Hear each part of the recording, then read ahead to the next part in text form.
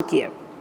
ऐसे ही है, it means कि 1000 आवर्स जो हैं वो आइडल टाइम है।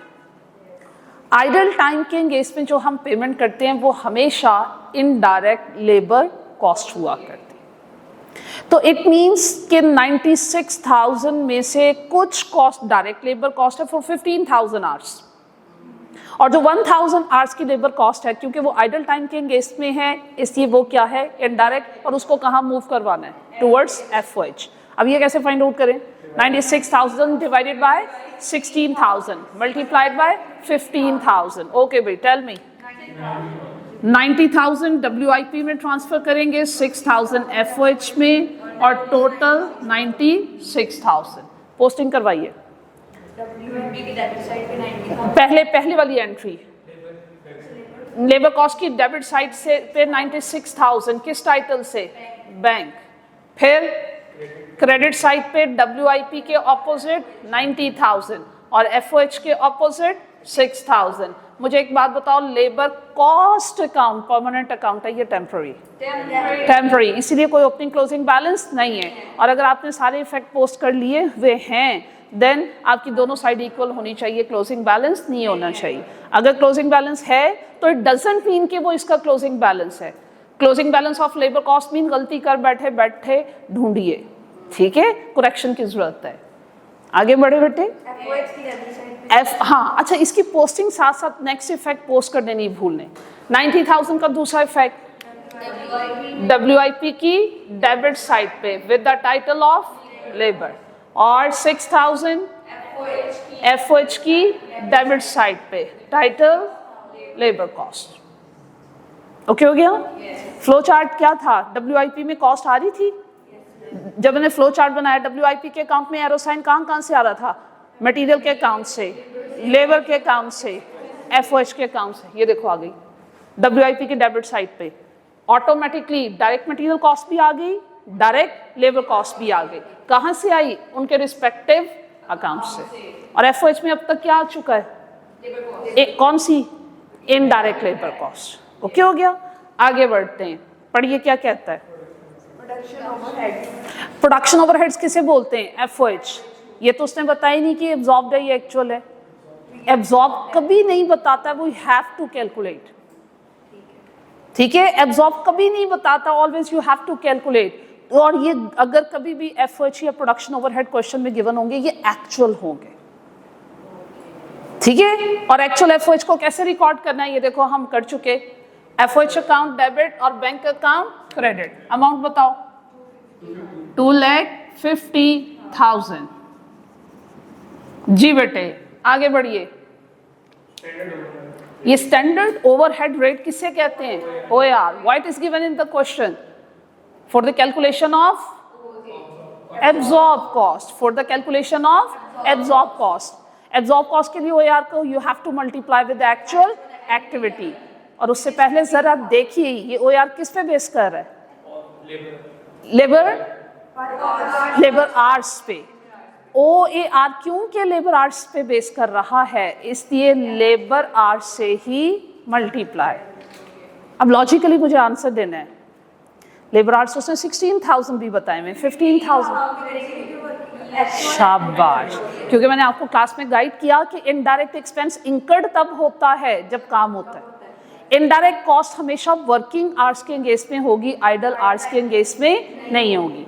तो इसलिए आपने जब भी लेबर आवर्स पिक करने, वर्किंग आवर्स पिक करने, उसमें आइडल टाइम इंक्लूड नहीं होना चाहिए। सो 25 into 15,000 कितना बनेगा, 3 लाख। यहाँ तो कोई इशू ओके।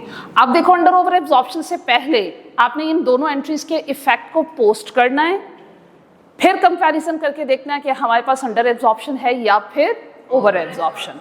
तो चलिए भाई इस एंट्री का इफेक्ट पोस्ट करो 3 लाख का। WIP की डेबिट साइड पे किस नाम से, FOH के नाम से 3 लाख, और FOH की क्रेडिट साइड पे WIP के नाम से, ऐसे ही है। ओके जी, 2,50,000 के effect with the title of bank. इसका दूसरा इफेक्ट कहाँ, बैंक अकाउंट की क्रेडिट साइड। जब आपने ये सब इफेक्ट पोस्ट कर लिए उसके बाद आपने यहाँ पे देखना है डिफरेंस। वो जो डिफरेंस है वो अंडर ओवर एब्जॉर्प्शन है। अच्छा, कुछ चीज़ें यहाँ पे आपने साथ साथ सीखते जानी है। मुझे एक बात बताओ, ये रॉ मटेरियल, ये लेबर, ये मुझे पता है ये WIP का अकाउंट है, इसमें ये डायरेक्ट मटेरियल आया है, ये डायरेक्ट लेबर आया है। ये FOH कौन से वाली हमेशा आती है? और ये फ्लो चार्ट में मेरा ख्याल हम लिख चुके हैं। कभी भी WIP में जो FOH कॉस्ट आएगी वो एक्चुअल नहीं होगी, वो हमेशा एब्जॉर्ब। ये कंफर्म कर लें, ऐसा ही हुआ है, ऑटोमेटिकली ऐसा ही हो रहा है ना ऐसे ही। अच्छा, फिर इधर आओ, FOH में भी ये पॉइंट याद रखो क्योंकि उसने जर्नल एंट्रीज की हेल्प के बगैर भी डायरेक्टली आपसे लेजर अकाउंट्स बनवाने। FOH में जरा ऑब्जर्व कीजिएगा, डेबिट साइड पे क्या है? कौन सी? Actually absorbed, actual. FOH account में मटेरियल अकाउंट से, लेबर अकाउंट से और FOH अकाउंट से जो कॉस्ट आ रही होती है एक्चुअल होती है, वो FOH की डेबिट साइड पे आती है और क्रेडिट साइड पे एब्जॉर्ब, क्योंकि एब्जॉर्ब कॉस्ट है FOH के अकाउंट से निकलना और कहाँ जाना है? WIP।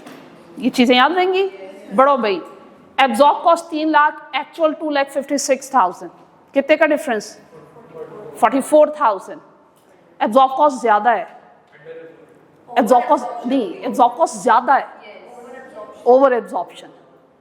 ओवर का मतलब होता है ज्यादा, ओवर अंडर के साथ वर्ड क्या लिखा हुआ है? एब्जॉर्ब। हमने एब्जॉर्ब के पॉइंट ऑफ व्यू से सोचना, अगर एब्जॉर्ब कॉस्ट ज्यादा होगी ओवर एब्जॉर्प्शन, एब्जॉर्ब कॉस्ट कम होगी अंडर एब्जॉर्प्शन।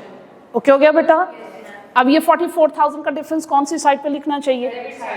क्योंकि इस अकाउंट को भी क्लोज होना है, कोई इसका ओपनिंग क्लोजिंग बैलेंस नहीं होगा, ये भी एक्सपेंस अकाउंट है, ठीक है। और हमेशा डिफरेंस शॉर्ट साइड पे लिखा करते हैं, यहाँ पे अकाउंटिंग में सीख कर आए। अच्छा भाई, ये अंडर एब्जॉर्प्शन है, ओवर एब्जॉर्प्शन है, कहाँ जानी है? ठीक है ना, ये अंडर एब्जॉर्प्शन है, ओवर एब्जॉर्प्शन है, कहाँ जाएगी? CGS। अगर ये इसकी डेबिट साइड पे है तो CGS की क्रेडिट साइड किस नाम से? चलो अब इसकी एंट्री बनाओ। ओवर एब्जॉर्प्शन की एंट्री क्या सीखे? पोस्टिंग मैंने पहले कर दी। ओवर एब्जॉर्प्शन CGS में ऐड होगा या माइनस होगा? माइनस, वो CGS को कम करेगा। Yes, FOH account to CGS amount 44,000। ऐसे इजी हो रहा है? चलो भाई, नेक्स्ट WIP से कॉस्ट फिनिश गुड्स में आनी है। लिखो नहीं, बस गौर से बातों को सुनते जाएं। WIP से कॉस्ट कहाँ आनी है? ये वैल्यू तब तक नहीं मिलेगी जब तक WIP के अकाउंट में नहीं जाओगे, ठीक है। चलो भाई, इस क्वेश्चन में वो कहता है ओपनिंग WIP का ओपनिंग बैलेंस भी 0, क्लोजिंग भी 0। ऐसा कब होता है? सारे के सारा फिनिश। आपने जितने यूनिट्स पे काम करना शुरू किया सब कंप्लीट हो गए। अगर इनकम्प्लीट होते तो इसका बैलेंस होता। WIP कहते ही इनकम्प्लीट यूनिट्स को है, ठीक है। तो अगर इनमें से कुछ इनकम्प्लीट होते तो इनका क्लोजिंग बैलेंस होता। इसका मतलब है कि हमने इन दिस टाइम पीरियड जितने यूनिट्स पे काम करना शुरू किया सारे के सारे यूनिट कंप्लीट हो गए और सारी की सारी कॉस्ट कहाँ गई? Finish goods. ये सारी की सारी कॉस्ट कितनी बनती है? 4,70,000। चलो भाई, पोस्टिंग करवाओ।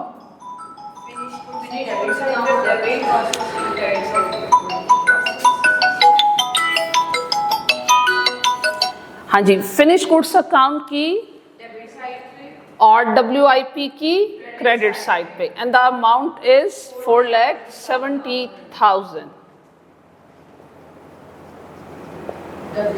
WIP। ओके हो गया?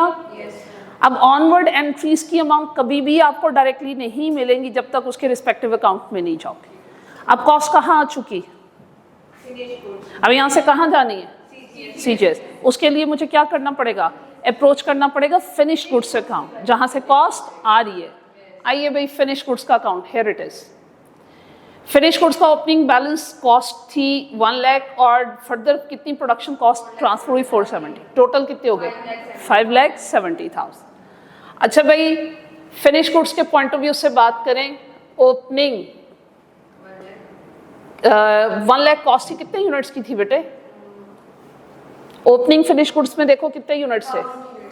1000 यूनिट्स थे और टोटल कॉस्ट थी 1 लाख। Per unit cost 100। ये कौन सी कॉस्ट है, परचेज कॉस्ट या प्रोडक्शन कॉस्ट? ये फिनिश गुड्स की बात हो रही है, ये है प्रोडक्शन कॉस्ट। ओके भाई, ये कौन से यूनिट्स हैं? मतलब लास्ट ईयर प्रोड्यूस हुए, सेल नहीं हुए, अब उनको इन दिस ईयर हम सेल करेंगे। तो लास्ट ईयर की प्रोडक्शन कॉस्ट 100, मजीद हमने कितने प्रोड्यूस किए? यस, और उनकी कॉस्ट कहाँ है? जो यूनिट प्रोड्यूस किए उनकी कॉस्ट WIP से फिनिश गुड्स में ट्रांसफर हो चुकी, and that is 4,70,000 per unit 117.5। क्या हमें लाइफ FIFO की जरूरत है? यस, क्योंकि पीरियोडिकली कॉस्ट वेरी कर रही है, इसलिए हमें जरूरत है जी। टोटल कितने यूनिट्स हुए? 5,000, और कॉस्ट कितनी हुई? 5,70,000। मेथड कौन सा अप्लाई करें? FIFO। चलो भाई, क्लोजिंग फिनिश गुड्स उसने क्वेश्चन में कहीं ना कहीं बताए होंगे। Closing finish goods 500 units. आपके क्लोजिंग फिनिश गुड्स में 500 यूनिट है, इसका मतलब सेल कितने हुए? 4500। गुड। FIFO की एप्लीकेशन करो, क्लोजिंग स्टॉक हमेशा आखिरी लॉट में से होगा। 58750, ये क्लोजिंग स्टॉक हो गया। 4500 कैसे पूरा करोगे? पहली लॉट के 1000 यूनिट, 100 से मल्टीप्लाई करें। हाँ शाबाश। फिर 3500 यूनिट सेकेंड लॉट में से। ओके जनाब, 411,250। टोटल 511,250। 511,250। ये कॉस्ट किस चीज़ की है? क्लोजिंग कहाँ जाएगी?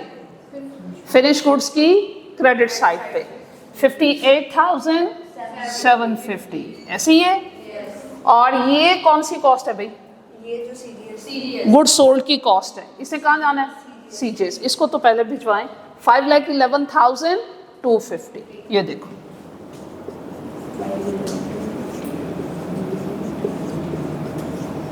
ठीक है, पोस्टिंग करवाओ।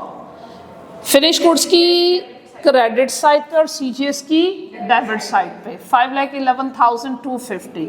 ये फिनिश गुड्स से निकल रही है और CJS में ट्रांसफर हो रही है।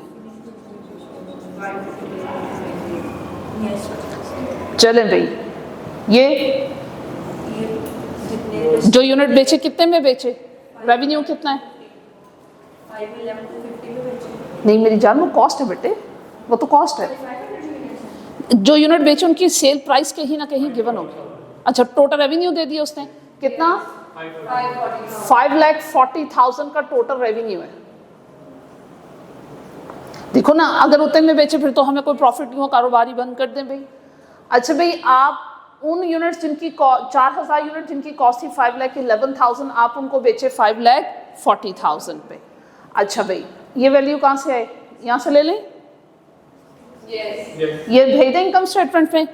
फिर गलती, ऑनवर्ड ट्रांजैक्शन के लिए रिस्पेक्टिव अकाउंट को पहले अप्रोच कर दें, अदरवाइज हमेशा अमाउंट रॉन्ग आएगी। आइए ज़रा, आपके CGS में अंडर ओवर एब्जॉर्प्शन का इफेक्ट भी है, तो वो नेट ऑफ करके आगे जाएगा। ठीक है, कितनी इनकम स्टेटमेंट में अमाउंट जाएगी?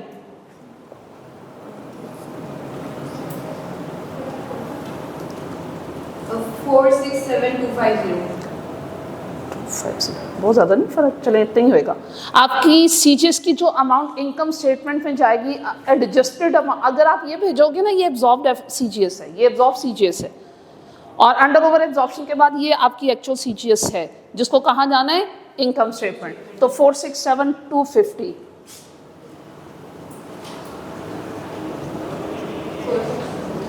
पोस्टिंग करते हैं CGS की क्रेडिट साइड से इनकम स्टेटमेंट की डेबिट साइड पे। ठीक हो गया? ये कहाँ से आया? CGS। अब सेल्स रेवेन्यू भी ट्रांसफर कर दें। कितना? 5,40,000। सेल्स अकाउंट में पहले तो 5,40,000 वो ट्रांसफर करें, रिसीवेबल वाला, और फिर इसे हम इनकम स्टेटमेंट में सेकंड क्लोजिंग एंट्रीज के थ्रू कहाँ भेज रहे हैं? Income statement. ये इसकी डेबिट साइड से, इसकी क्रेडिट साइड पे, और इस तरह इनका कंपैरिजन होगा तो प्रॉफिट आएगा। शॉर्ट साइड ये है, रेवेन्यू ज्यादा है, कॉस्ट कम है, कितना प्रॉफिट? 72750. 72750 प्रॉफिट को रिकॉर्ड कर लो 72750। अगर मज़ीद आपका इम्तिहान लेके इसको क्लोज करो तो लीजिए, क्लोज भी कर दिए। ठीक है, अब नोट करो।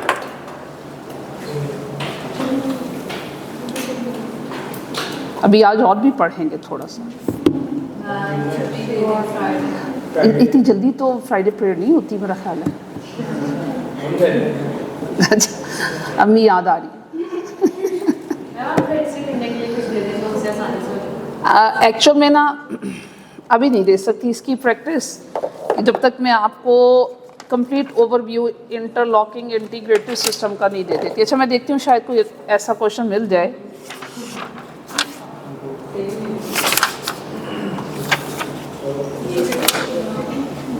मुझे याद है एज सच स्ट्रेट क्वेश्चन नहीं है।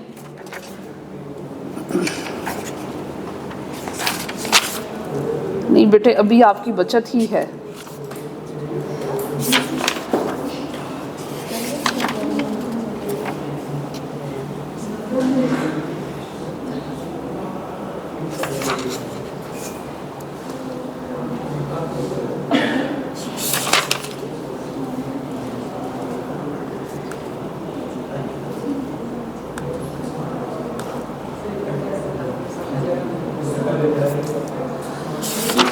एक्चुअली ना यहाँ पे कॉस्ट में वो ज़्यादा प्रैक्टिस इंटरलॉकिंग की ही देता है। हाँ हाँ, मौज करो भाई, अभी इस वीक में मौज करो। एक काम करना आपने, मुझे याद नहीं रहा, पास पेपर लाना। पास, हाँ जी बेटा, इसको वाइंड अप करें। ले